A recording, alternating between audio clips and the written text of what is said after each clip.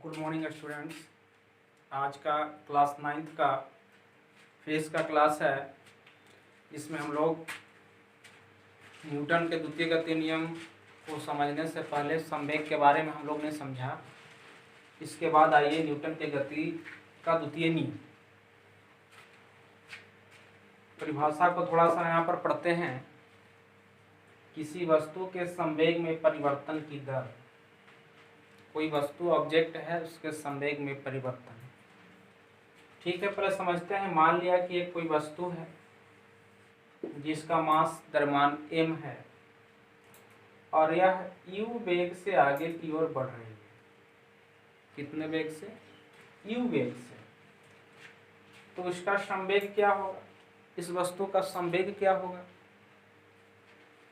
Initial प्रारंभिक संवेग pi की डिनोटेड किया है। I से इनिशियल, P संवेग को डिनोटेड करता है। तो उन्हें बताया कि द्रव्यमान और उसके वेग का गुणनफल है, उसका संवेग कहलाता है। ये प्रारंभिक। फिर क्या हुआ कि इस पे यहाँ पर एक फोर्स अप्लाई हुआ, एक बल इस पे अप्लाई किया गया। ऑब्जेक्ट पहले तो u वेग से चल रहा था, लेकिन इस पर एक बल आरोपित किया गया। तो बल आरोपित करने से क्या हो गया? m से जो चल रहा था क्या हो गया? v हो गया। क्या हो गया? उसका वेग v हो गया। तो v जब हो गया यहाँ पर, तो फोर्स अप्लाई कुछ समय तक तो किया गया होगा।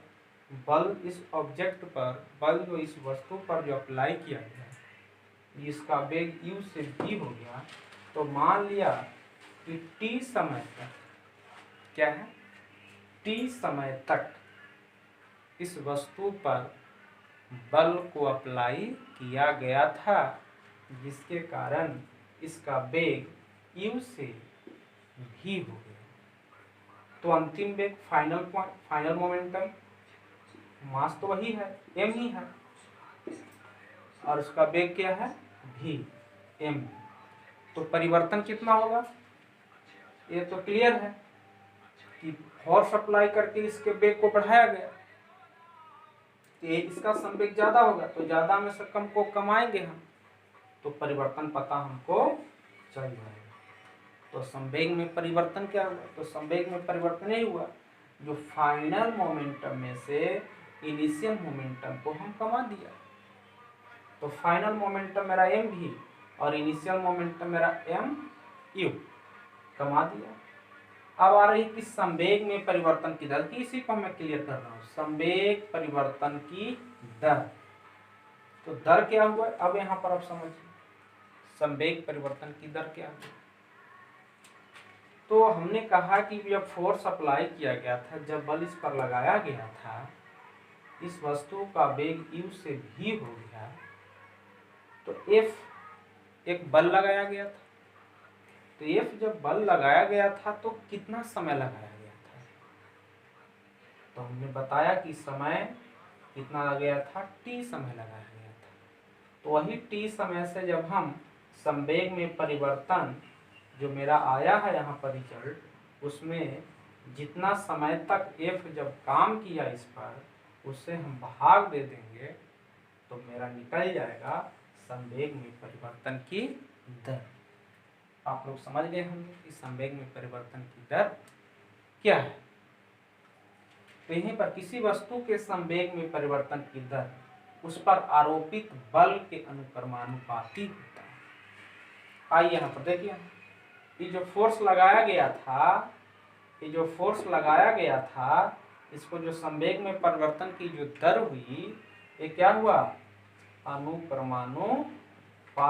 ये अनुक्रमानुपाती का साइन।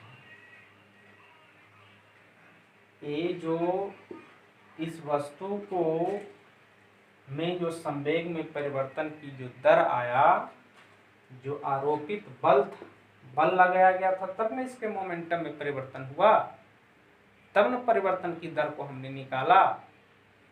तो फोर्स जो अप्लाई किया गया था, वो अप्लाई जो किया गया उसके संवेग में परिवर्तन के दर के समानुपाती होता है। यही यहाँ पर लिखा। देखिए, किसी वस्तु में संवेग में परिवर्तन की दर, संवेग परिवर्तन की दर उस पर आरोपित बल के अनुक्रमानुपाती होता है। देखिए F directly proportional M V minus M U by T.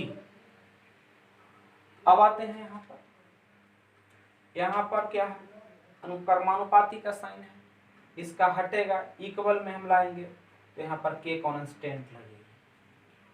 क्या लगेगा, एक कांस्टेंट जिसको स्थिरांक बोला जाता है, जहाँ के क्या है, अनुपातिक स्थिरांक है। तो अब यहाँ पर आइए, के हो गया ये प्रोपोर्शनल हटा, अनुक्रमानुपाती हटा, के आया, एम दोनों में कॉमन हमको मिल रहा था, एम को कॉमन लिया, यहाँ से भी बचा, यहाँ से यू, तो भी माइनस यू बट्टा टी। क्या हुआ, एफ इक्वल के इंटू एम इंटू भी माइनस यू बट्टा टी। अब देखिए बराबर के का वैल्यू 1 हो जाता है। बल का ऐसा हम लोग मात्रक लेते हैं जिसकी वजह से के का जो वैल्यू होता है वह क्या हो जाता है, 1। तो 1 में इतना से गुना करेंगे तो ज्यों का त्यों रहेगा। के का वैल्यू जब 1 हो जाएगा तो इसका वैल्यू एक में किसी भी पदार्थ में या किसी भी अंक में यदि हम 1 से गुना करते हैं तो जो पहले से रहता वही रहता है, कोई परिवर्तन उसमें नहीं होता है। तो आइए एम का एम, अब भी माइनस यू बाई टी, देखिए यहाँ पर ऑलरेडी पहले पढ़ चुके हम लोग, क्या पढ़े हैं, भी माइनस यू बाई टी बराबर होता है ए। इस वैल्यू को यहाँ पर हमने रख दिया, एम ज्यों का त्यों हुआ, अब भी माइनस यू बाई टी की जगह पर ए हुआ, और के का वैल्यू क्या हो गया, 1, तो 1 से मल्टीपल करेंगे तो ज्यों का त्यों हुआ।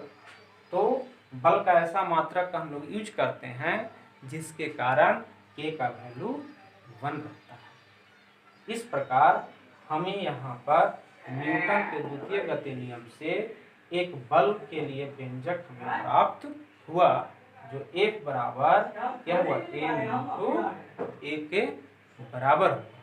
यानी बल बराबर हम कह सकते हैं, बल बराबर द्रव्यमान गुने ए त्वरण हुआ, त्वरण। धन्यवाद।